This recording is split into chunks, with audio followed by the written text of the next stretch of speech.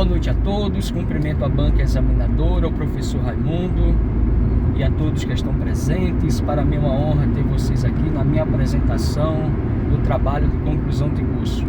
O meu nome é Robson Damascena Marques, o meu orientador é o professor e doutor Raimundo de Albuquerque Gomes. O meu trabalho tem como tema a apresentação do princípio da insignificância no furto famélico no Brasil. A justificativa do meu tema se deu porque atualmente o Brasil tem mais de 33 milhões de pessoas passando fome. E por causa da fome, muitas dessas pessoas praticam o furto de alimentos para saciar sua fome ou de sua família. Diante disso, essas pessoas praticam o chamado furto famélico, segundo a doutrina e os tribunais superiores, pois muitas dessas pessoas são presas em flagrante delito e muitas autoridades, por exemplo, delegados, promotores e juízes, não aplicam o princípio da insignificância nesse tipo de furto. Assim, muitos processos são realizados e recursos chegam até o Superior Tribunal de Justiça e ao Supremo Tribunal Federal, logo causando prejuízo social, econômico e jurídico. O problema de pesquisa, conforme o tema apresentado, manifesta-se a seguinte questão: por causa da aplicação do princípio da insignificância por algumas autoridades e por outras não, pois qual o melhor caminho a ser seguido? O objetivo geral do meu trabalho é analisar a aplicação do princípio da insignificância no furto famélico no Brasil, tendo como objetivos específicos do princípio da insignificância a sua natureza jurídica no Brasil contemporâneo, conceito de furto famélico e a principal causa de aumento no Brasil contemporâneo, e a aplicação do princípio da insignificância no furto famélico no Brasil. A organização do meu trabalho se deu em 3 capítulos.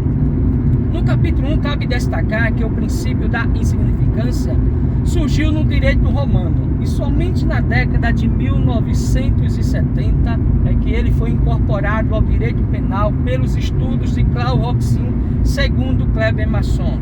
Ainda segundo Masson, o princípio da insignificância sustenta ser vedado o direito penal estatal quando a conduta não é capaz de lesar o bem jurídico tutelado pela norma penal.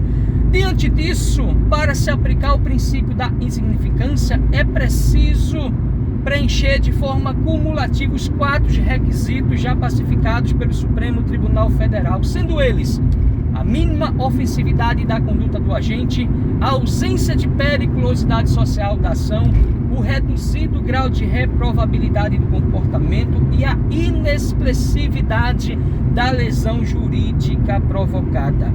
Diante disso, eu trago como exemplo esse habeas corpus que teve como relator o ministro do Supremo Tribunal Federal, Gilmar Mendes, no qual ele chama a atenção pela absoluta irrazoabilidade por ter movimentado todo o aparelho do Estado Polícia e do Estado Juiz para julgar um crime de furto de uma picanha avaliada em R$ 52. Já o segundo capítulo é importante citar que o furto famélico ou necessitado é aquele praticado por pessoas que vivem em extrema miserabilidade, penúria, em estado de pobreza, que furtam alimentos para saciar a sua fome ou de sua família, segundo Fernando Capês. Desta forma, é importante mencionar que a principal causa que proporciona o aumento do furto famélico no Brasil contemporâneo é a fome, pois a fome fere o princípio da dignidade da pessoa humana. Esse princípio, pois, concede unidade de direitos aos direitos fundamentais, segundo o ministro Alexandre de Moraes. Diante disso, a Constituição Federal do Brasil de 1988, no artigo 5º caput, diz que todos são iguais perante a lei. Dessa forma, os direitos fundamentais são protegidos constitucionalmente, conforme ensina o professor Raimundo de Albuquerque Gomes. Diante disso, o direito à alimentação é um direito expressamente no no artigo 6º da Constituição Federal, que é um direito social, como também está previsto no artigo 25 da Declaração Universal dos Direitos Humanos de 1948. Assim, quando o Estado não garante o direito à alimentação aos mais necessitados, o Estado viola tanto a Constituição Federal como a Declaração Universal dos Direitos Humanos. Dessa forma, cabe salientar que quando uma pessoa pratica o crime de furto famélico, essa pessoa não responde pelo crime, porque há exclusão da ilicitude pelo estado de necessidade, segundo a doutrina, ou seja, segundo Kleber Masson, Gonçalves e Cunha.